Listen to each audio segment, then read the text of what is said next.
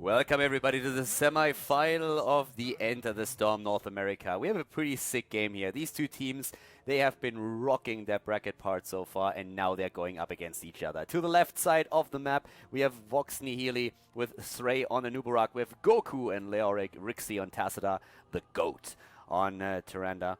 We have Hosti on Sylvanas, and to the right side of the map, it is the Bob Ross fan club on with McIntyre on Sonya. Again, like he always gets that hero, doesn't he? Kenma on Karazim, Arthelon on Reyna, Erho on Tyrael, and Zuna is playing Muradin. So yeah, we're definitely going to have some fun here. These two teams have been playing some incredible games, and now they go up against each other. It is a best of one. Love a best of three here, but that is not what we're getting. And already we have them starting to move into the mid lane with a bit of a brawl there. Nothing too fancy just yet. Reyna went into the Season Marksman, and we're seeing, of course, like a triple warrior set up on the side of the Bob Ross fan club now, with Muradin, Sonya, and also Tyrael. There's a lot of sustain that they have, and especially Karazim, since it's all like very clumped, can of course do quite a bit of heals in this case.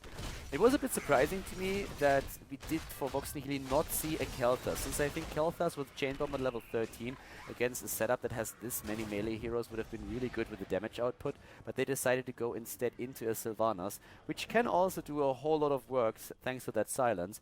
But it's going to be a bit interesting to see them without any kind of giant killer heroes. It's actually in this case Reyna, the hero damage hero that you're seeing on the side of the Bob Ross fan club, that has giant killer available to him. And look at that focus! The GOAT escapes and gets shielded.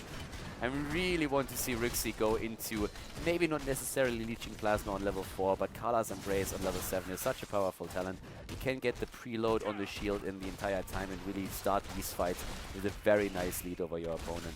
For now, we have with the rest of the talents now a Shot of Fury taken on Sonya. We sometimes see Warpaint claimed, and a lot of teams went actually here also for a few of the Regeneration Globe talents, which is still one of the things that is a bit discussed on this map, since you don't spend too much time on these lanes. Or let's put it another way, you spend a lot of time actually fighting for the Immortal, and there of course you won't be able to get any globes unless of course you win that fight, which is always something that you can't really rely upon. The team's on level 3 now, and the Immortals are there up at the top lane. Sonya versus Leoric, not the best play for Leoric there. Nice damage against Zuna, but he gets away. That last stun did not hit him. Leoric actually dying, I just said it, it's not the best setup for him. I mean, Goku is going to stay on lane, or he will be back in a second, so it's not like he's going to miss out on a lot of experience. But still, that is always a bit unfortunate. Look at that snipe again. They really hate Tyrande, don't they? She must have rejected Muradin at some point or something like that, because he has a hard-on for her. And she gets her. Down she goes. That's 2 kills against 0, and a great start for the Bob Ross fan club. Erho jumps out of this one. And Goku already trying to also move in, but he has to go for a quick detour. Arrow is still here, decided to interrupt the B back. Level 4 for them now, and we have them also fighting for the Immortal. So, Vox Nihili, there we go. They're actually struggling a little bit. A halftime show already here in the middle. The two Immortals giving us a bit of freebie, and there we have the attack again to the left side. This time it's actually a little bit faster on the side of the Bob Ross fan club. Vox Nihili is able to get some damage in here, but yep, it's still going to be their Immortal. So yeah, so well done, at least for now, but this is still going to be the Bob Ross fan club that is able to make something happen. Beleth wins once again.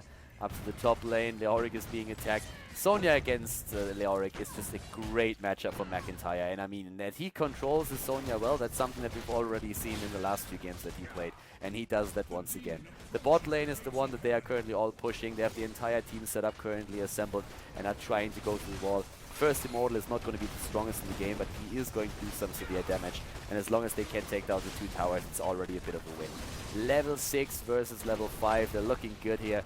We have them also now with a focused attack. The kill against Leoric at the top lane again. As I said, this is not the best matchup for Leoric, not at all. Srey actually trying to charge in, doesn't get the kill on the other hand.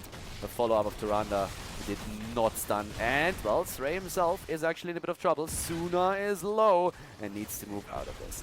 We have Legion of Beetles on Anubarak, and we are seeing for, well, Leoric, Hardened Bones. Not that he does him do, not that he does, not that it does him do any good. He died now twice, I think. 3 times? Nah, 2 kills against him. We have another kill now as well. Leorki up at the top, therefore. It's just a very unfortunate matchup for him. You can't even blame the player here. It's just like, it's the Sonya that you're up against, and as Leoric, this is not really the best deal for you. So we have level 7 talents, much faster for the Bob Ross fan club, and that allows them to go into the ferocious ceiling now. We're seeing them with battle momentum, piercing both the Revolution Overdrive and the Echo of Heaven. Pretty standard talent for the level 7 talents, and it's a lot of sustain if you think about it. I mean, we have also amplified healing, which combos extremely well with the Regeneration Master. Erho is jumping in again. He wants that camp, and they're gonna get it, aren't they? They all jump in, and now again we see Vox Nihili on the run. They move to the left. Oh my god, there we go. The camp stolen away. There's nothing more annoying than when you do all the work and then there comes like one of these heroes and just says like, hey, well, thank you very much, dude, but I'm gonna take it from here, my camp, and just steals it away. There's Kala's Embrace, and I love it. It's a great talent. The preload on the shield has to start right now. Rixie needs to start it as soon as possible because they are not looking good in these fights. They have problems to stay alive against this heavy melee setup that we are seeing on the side of the Bob Ross fan club. We have, of course, the bed of barbs used, unstable poison. The barbed shot, by the way, the talent on level 1, I haven't even talked about that yet. Of course, with the wind, or with the fire, these are the talents that we usually see for this particular ability, but now barbed shot, you can burst that down even faster. So this is working kind of well for them. It's great lane push that you have with the talent, but you're missing out on that extra range on your Q, and that can also be very helpful in these fights. Talking about fights, the teams are already full at it, and Erho is up at the front. Srey had to be shielded again. Rixie is doing whatever he can, gets the shields out every 5 seconds. Oh my god, keeps himself alive. I don't even know how he did that. He was already dead. They were about to pull the plug on him, and then he somehow miraculously came back to life. We have them already with only half an immortal here. Bob Ross fan club is doing such an incredible job here. It is insane. These guys have 3-0 kills and are going straight for the immortal again. They're playing really well here. Once more, a jump. Kenma is moving away. Srey and Goku was trying to take him down, but Karazim is still alive, is fighting the beetle here. So, yeah, there comes the halftime show, and we're seeing them moving to the bot lane. Of course, at this point, they're just trying to defend. Vox Nihili, they try to defend. By the way, Muradin is up at the top lane, is currently trying to get some extra experience for his team. The longer this fight goes, the better for the Bob Ross fan club, because they will hit level 10 eventually. And that's where we're also seeing Goku moving in right now. Zuna immediately says, like, you know what, forget it, I'm going to go back down. I'm going to help the boys out here. And that's what we're going to see next. They go for the camp now too. And this is also such a nice move. The timing has to be perfect for something like this. Oftentimes you see teams trying to get the camp before the immortals appear on the map, just so the camp pushes while everybody else is focusing onto the middle of the map to get the immortal. But right now, they create a very strong push at the top lane to force Vox Nihili to move to the top, whereas they go for the immortal. A very smart move. And since they will hit level 10 any second, it's even stronger. So they should be able to make that work easily. And here they go in, start to burst it down. We're seeing Vox Nihili with a similar approach against the immortal of Bob Ross, but they can't do too much. They get a lot of the hit points away at least, so the shield is not going to be as strong, but this is still going to be a heavy push. Top lane has to be de-pushed, of course. That is why Vox Nihili is starting to move over there. And we have them in a position where they will soon hit level 10, and then they have their rogue abilities. Level 10s are already active for the red team. You can see them to the right side here with the Sanctification, with the Divine Palm. They're having also the Wrath of the Berserker used by McIntyre. And they go straight in. Nobody at the bot lane. This time all 5 are up at the top, and they are starting to go in. McIntyre here with his Sonya all the way at the front, and oh my god, like they really want this for, don't they? Here comes the level 10 any second now for Vox Nihili. There he comes finally, but already the potential kill against Serrano. She's moving back. Goku lifted, trying to go back in with the March of the Black King back at full health. A great silence. The Wailing Arrow hits the turnaround, maybe. Hyperion is being used now too. And Zuna on the run. He's so low. Kenma is keeping his boys alive. They went through the fort. They didn't lose anybody, and they all moved away. The Owl is trying to drop Zuna, but well, he has too many hit points already. That trade was also active. Really well done here. Great play once again on the side of the Bob Ross fan club. 1 fort eliminated, 1 level ahead of their opponent still, and already back on the map with an attempt to take the Khaldor camp at the bot lane. Nobody's really interfering with that just yet. Leoric is sitting there on lane and is none the wiser. But up at the top lane, a Khaldor camp was claimed now on the side of Vox Nihili. So it's still a pretty close game. I mean, we have roughly a level lead on the side of the Bobros fan club and 3-0 in kills. But that is a level gap that you can definitely bridge with a good team fight.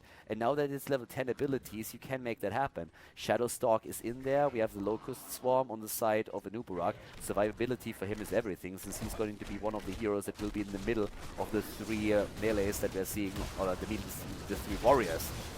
Because if you are like absolutely honest, they have 4 melees, since, well, Karazim does not fire any bolts out of these hands. Since he is a Diablo hero, they could though. Wasn't it always fun to see how these heroes in Diablo run around with like swords in their hands or like fist weapons and then suddenly like shoot stuff out of their hands and things, and you never actually see these weapons once when they're in a fight? And well, it was always a bit awkward. Not so in Heroes of the Storm, we're a little bit more accurate when it comes to that. Bot fort is being attacked. Kenma, oh, the silence and the double kill, baby! Double, triple! This Divine Palm saves Arthelon. Arthelon with a Hyperion, but here comes now the kill against Sonya. And with such a nice fight, we suddenly see maybe even... Oh my god, the Force Wall of Death. Wow. Great play here by Vox Nihili.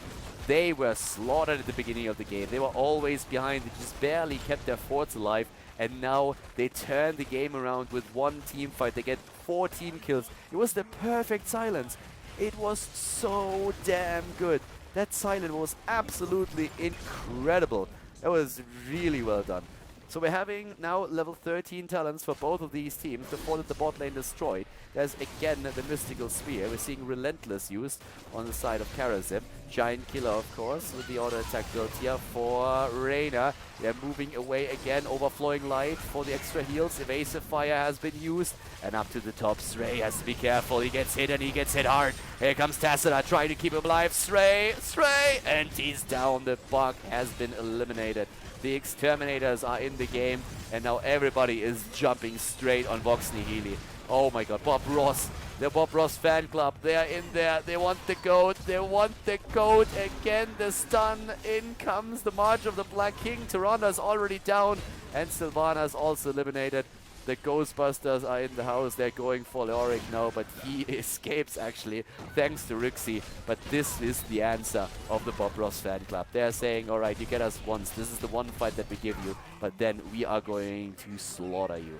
We are going to spank you so hard you won't be able to sit for a week. And right now, 6 kills against 4. We're having at the bot lane a big push with that camp that was taken earlier. And that is, by the way, once again underlining that that one thing that I mentioned earlier. You try to time it with the Immortal so that your opponent has to make the choice whether they want to move into the mid lane or into the middle of the map to actually fight. But it's not over yet. Stray comes back in. Great stun here. Great knock up. Is trying to go in again. Goku. Couldn't really use the skeleton swing to slow them down here. And it was a 5-man setup again. But they didn't get the Immortal yet. And that's the most important part. They did not get the Immortal just yet. And that's really important here. So we have once again the rotations happening. There's the attempt to drop the Immortal and get this time one with a really good shield. The Bob Ross fan club is on it.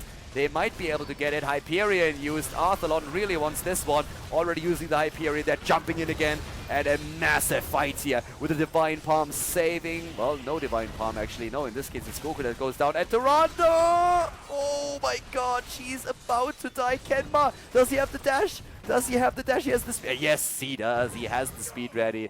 And it's another triple kill. The Bob Ross fan club, they are on a roll. They move in and they will get a massive Immortal right now. I mean, we are talking 70% shields roughly. 75%. They are currently moving in and they are just doing such an incredible job with this. The top fort is already gone. They are close to level 16. And this is going to be absolutely crazy. That's the 16 talent. 16 versus 13, an entire level ahead. And we are starting to move in with a circle of life, no escape. We're also, we're also seeing the Holy Ground, Stone Form, and of course the Penetrating Ground talent with the Bullseye.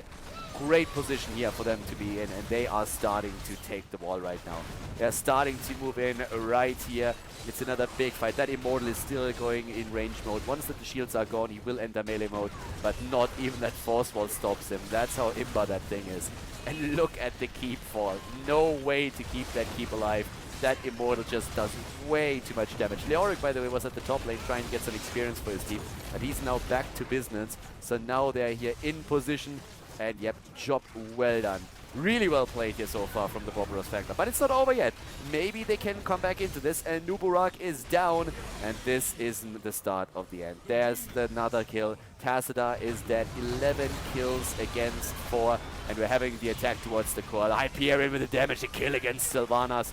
12 kills against 4. And this, of course, ladies and gentlemen, is going to be GG in the game. The Bob Ross fan club advances to the final of the first Enter the Storm NA qualifier. Reyna dies in the end. Arthelon is down, but so is the core. And this is a game. Amazing play here on the side of the Bob Ross fan club and a well-deserved victory.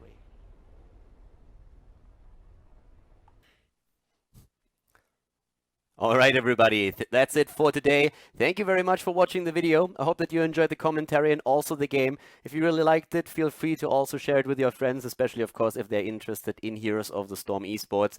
And if you like the video, then also hit that thumbs up button on YouTube. And if you want to support the channel and myself, then you can subscribe to the channel if you haven't done that yet. Thanks again for watching today. I really hope that you enjoyed the show. It was a pleasure casting for you.